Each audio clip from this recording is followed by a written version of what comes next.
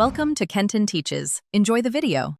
In this video, I will explain how to study the economic survey for RBI Grade B.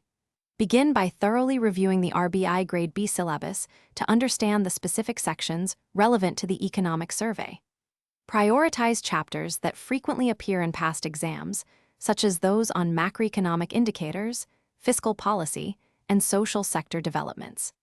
Make sure to grasp the overall structure and main themes before diving into details. This foundational understanding is crucial for effective preparation.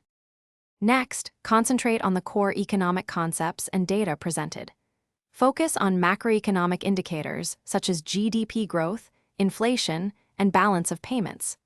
Understand the government's fiscal policy, including revenue and expenditure trends, and the fiscal deficit.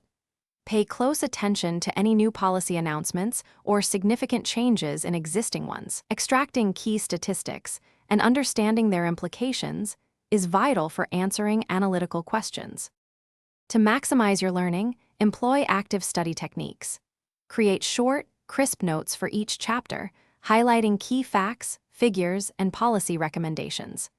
Use flowcharts and mind maps to visualize complex relationships between economic concepts.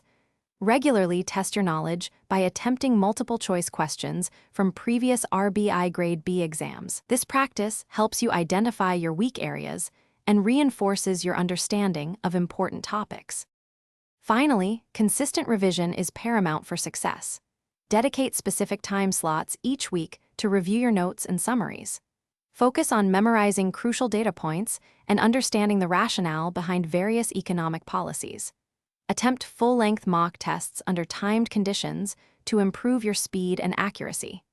Remember to check the description for a link to the new Kindle Paperwhite and other great deals to help with your studies. Good luck with your preparation.